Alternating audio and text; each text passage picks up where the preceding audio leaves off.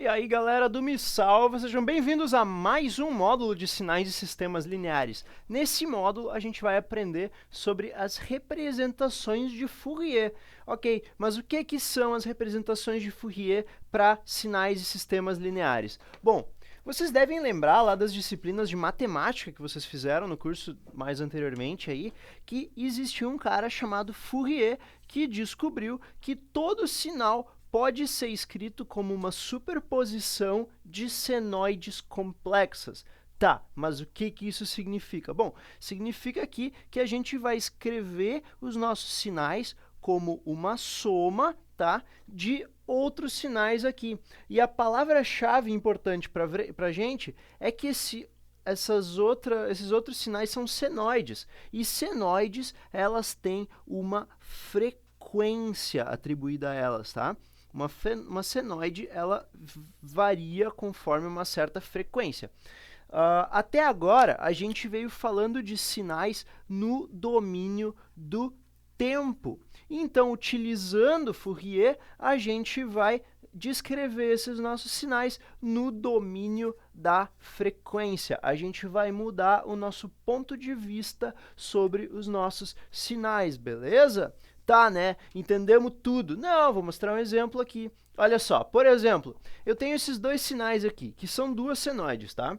No domínio do tempo, elas estão aqui no tempo, e essa daqui tem uma amplitude de 10, e essa daqui tem uma amplitude de 1, só que com uma frequência 10 vezes maior. O que acontece quando a gente somar esses dois sinais? Quando a gente soma esses dois sinais, a gente vai obter uma senoide mais ou menos assim. Ainda tem a forma e o conteúdo harmônico aqui da senoide maior, então a gente continua tendo uma amplitude grande com uma frequência que dá para enxergar aqui, que é uma frequência também baixa, tá?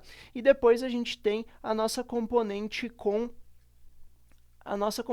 a frequência maior e a amplitude menor, que a gente também enxerga por essa oscilação aqui que acontece. O que a gente sabe também? Que cada um desses dois sinais tem uma frequência. Então vamos imaginar que tudo que a gente está vivendo até agora é um sistema em 3D, assim, onde a gente tem um eixo que é a amplitude, o outro eixo horizontal que é o tempo e um outro eixo escondido lá atrás que é a frequência que compõe esse sinal. No caso, esse nosso sinal aqui tem uma certa amplitude composta pelo primeiro sinal, o azul aqui, que é o 10 seno de t, que tem uma certa frequência, e quando a gente olha para uma frequência um pouco mais alta, a gente encontra esse outro sinal aqui. Vocês podem ver, tá? Prestar atenção que isso aqui é no domínio da frequência. Tem esse ômega aqui em radianos por segundo, que é a frequência de cada sinal. Então, vamos sempre pensar que a gente está olhando uma coisa em 3D. Tu está pegando esse sinal vermelho aqui e a gente pode decompor ele em todos os componentes espectrais, ou seja, em todas as frequências que compõem esse nosso sinal original, beleza?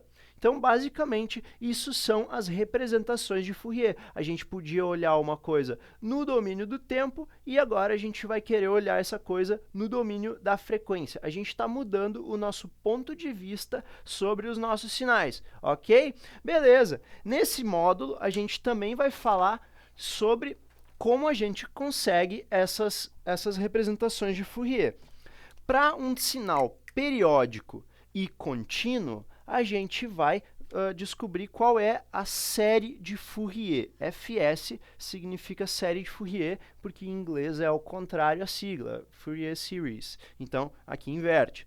Para um sinal aperiódico de tempo contínuo, a gente vai fazer uma transformada de Fourier, que eu vou chamar de FT também por causa da sigla em inglês. Quando a gente tem um tempo discreto e um sinal periódico, a gente também vai fazer uma série de Fourier, só que é uma série de Fourier de tempo discreto, ou seja, uma DTFS.